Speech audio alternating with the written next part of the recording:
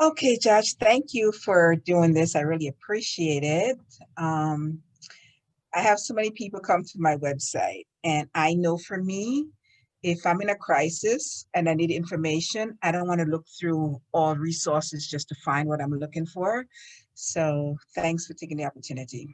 So, Yeah, the first thing that I would like to know is just tell me a little bit about Detox Local. Um, what exactly do you do and your mission? gotcha. So, yeah, Detox Local is first and foremost a national detox directory that can connect people with detox and treatment centers in their local areas, near them.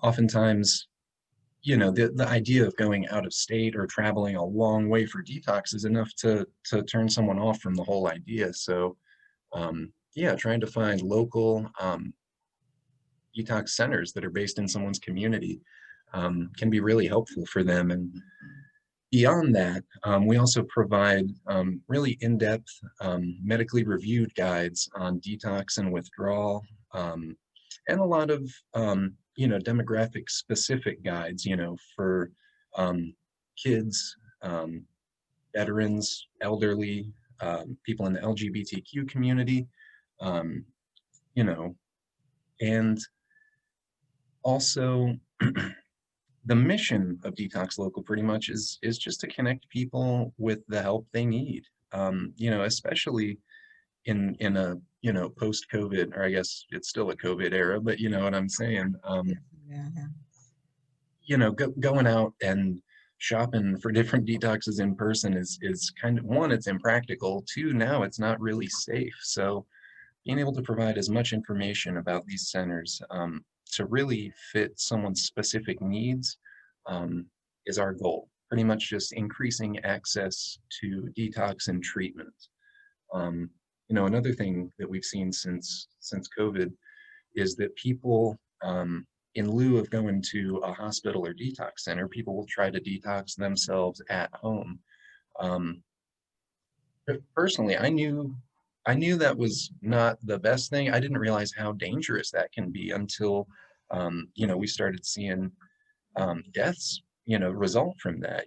Detoxing off certain things can be fatal, and that's something that I don't think a lot of people know. So, um, now more than ever, it's more important to have resources available to connect people with the treatment they need, so that they can get help in a safe, medically supervised way. Absolutely. I mean, I could identify with what you're saying because when COVID started and I was home, I do a lot of herbs. So I was like determined and I kept taking all these different mixtures, and my heart started, I had this pain and I was like, oh my God, I'm having a heart attack. And then slowly I realized I went to the emergency room actually, where the med-emerge, we call them urgent care. Mhm. And he's asking me all these questions. I remember, oh yeah, I took this, I took that. So a lot of things don't mix together. And one of the things that I was taking, it does say erase your heart. So with us just trying to do things, because the doctor said, well, do you feel this? Well, if this happened, I said, oh, well, my leg is cramping too. I think I have a blood clot. He's like, is it painful? I said, well, you don't have a blood clot. So we can do these things not thinking. Mhm. Yeah, yeah, definitely. I mean, I know that's a difference, but it's just an example of what you're saying, that things that we can do. Yeah. Yeah, yeah. I mean, things that you might not think would be a big deal can turn out to be a very big deal. So, yeah. Exactly. So you did mention that. So are you in multiple states, or you just find resources in the differences? For example, I'm in New Jersey. Mhm. So Yeah. if We are a national detox directory, so all the detox centers listed on our site, it's all over the country, all 50 states, and they're all SAMHSA approved, the Substance Abuse Mental Health Administration approved treatment centers um, for, yeah, drugs, alcohol. Some of them are dual diagnosis. So if someone, has mental health issues, or is struggling with some other outside issues, they can get help for those as well. Um, and we list the specialties of each center on that center's description, so that people at a glance can easily see, yeah, what kind of the bullet points of that detox center. And Okay. yeah, that's all over the country. Okay. So I'm trying to provide my clients with important information and resources so they could be able to make better judgment or choices. So what is the connection between substance abuse and domestic violence? Yeah, that's a big one. That's a very important point to make, I think, is that substance abuse and domestic violence, there's a lot of overlap. They are two distinct things, yes, but Right. there is a lot of overlap between those two. Um, I can't think of the numbers offhand, but it was something like between a third to almost half of people with a substance use disorder develop PTSD at some point, and domestic abuse certainly plays a large role in that. Um, a lot of times it'll be the abuser who is abusing substances. Sometimes it will be the victim, to try to medicate, to use that as a coping mechanism. Um, since COVID came up, this is kind of sad, but reports of domestic abuse have gone down. That does not mean domestic abuse has gone down. That means that people aren't picking up the phone and reporting it. Um, you know, being quarantined or isolated with an abuser, that's a horrible situation for anyone to be in. Um, at the same time, rates of substance abuse have been climbing and or continue to climb ever since COVID came up. And so that's kind of speaking to what we were just talking about was, listing on our detox centers for um, dual diagnosis. If someone's suffering from PTSD or other mental health issues, they can get help for that too at a treatment center. We also have a domestic abuse specific guide that's meant to address that issue in particular. But yeah, domestic abuse is a horrible thing, and um, help is out there. There is help, but um, someone needs to pick up the phone, or if they're isolated with an abuser and that isn't possible, get online. Send a text, send an email, and really just try and get help. That's another way that going to detox for substance abuse issues can be helpful, especially in a situation where domestic abuse is present, is to separate someone from their abuser. Um, so yeah, they can get some help for a substance abuse issue and any other issues going on in their life. So for someone who is experiencing domestic violence, how is, that would help them in terms of, are you in the position, your company, to take them away from the abusers? Because if I'm coming to an establishment and then I have to go back to my abuser. Mhm. That's a really good question. Yeah. Um, well, I think an important thing to point out is, Detox Local, we provide connection to treatment. We are not the treatment, if that makes sense. Okay. Some facilities will be, some facilities will not be. Um, that's a really important distinction to make. Yeah. I think Yeah, because that, I'm thinking, Mhm. like you mentioned earlier, and I know for a fact here in New Jersey, since COVID, DV is on the rise, Yeah, and like you said, being home with your abuser, and even the stress of some people may not have a job, working at home, trying to homeschool your children. It's a lot to deal with. yeah, yeah, absolutely. So that um, frustration could be transpired onto the adult, whether it's the female or the male, because men experience domestic violence also. It's not really talk about, but it Yeah. happens. Yeah, it's definitely underreported, but yeah, you're right. It absolutely happens. Um, but yeah, I think that someone who is in a situation like that, they may want to seek out an inpatient or residential facility so that they can go there and stay at the facility and really get some safe time away from their abuser.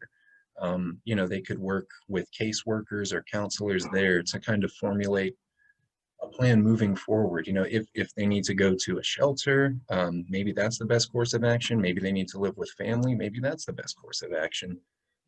It's really up to the individual and their own circumstances to work that out. But um, a lot of times you need help to figure that out, and you need choices and resources available, and that's what these centers can provide, more than just a safe medical detox. They can provide connection to all kinds of resources in the community. All communities are different.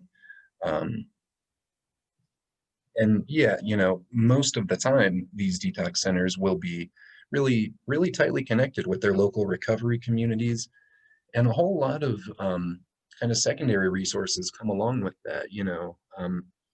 Recovery, for example, we're in Atlanta, and a lot of the recovery communities down here are tied in pretty closely with like family connections around the state, so they can provide food assistance, housing assistance.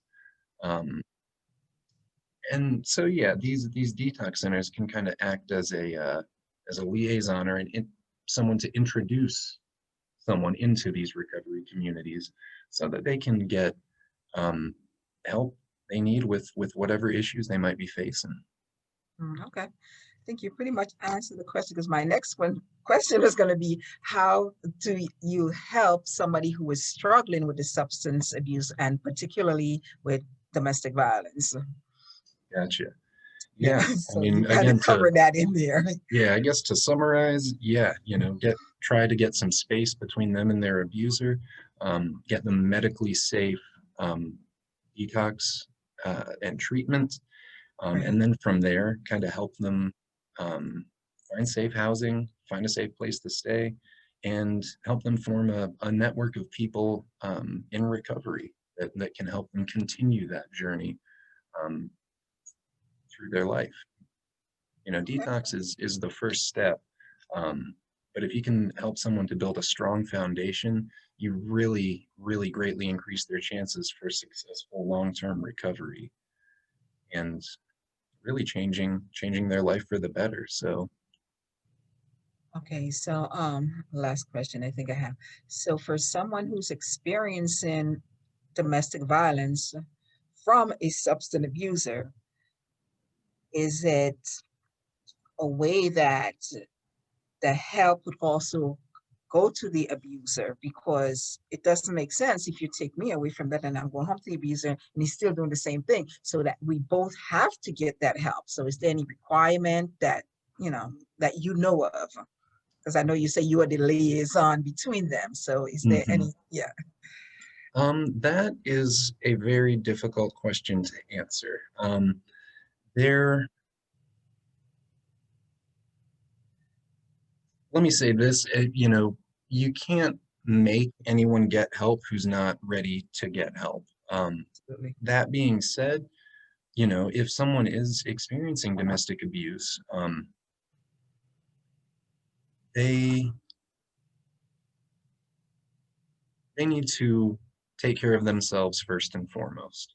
They Absolutely. can't help someone unless they are in a safe place themselves. Um,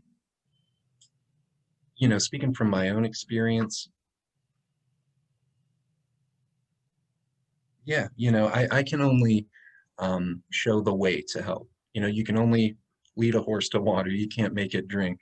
Right. Um, Absolutely. in a Yeah. situation with an abuser, though, it goes a little deeper than that, I feel. But I don't really have a good answer to that question, I guess. Take care of yourself first and foremost, and if someone wants help later down the road, be there to help connect them to it. But um, I think the best thing in a situation like that is get space and protect yourself. Right. whatever Yeah. that means in your situation. Yes, right. Yeah, because I just wrote an article today that I mentioned that you can't help people who does not acknowledge they need help. Hmm. Can't help them if they don't want help, and Yeah, you can't help them if they're not willing to put the work in. right. That's simple, you Hmm. know? All right. That was anything else you want to add? I just want to, Um, I don't think so. Again, I want to thank you for inviting me to do this. I really appreciate the opportunity. Thank you. yeah, no, thank you. Because, I, for me, I didn't want somebody to just come and read, okay, what do they do? You know? And like I Hmm. said, sometimes you want resources, but you need more information Yeah, and a little detail. So, I just felt that it was important to do this. great. Yeah, yeah. I think it's a great idea. I've never done anything like this before, so thank you. It's the first time for everything. All right. Hmm. I appreciate you very much. And Hmm. thank you. Tell Josh, thank you. I will. All right. Thanks. Bye-bye.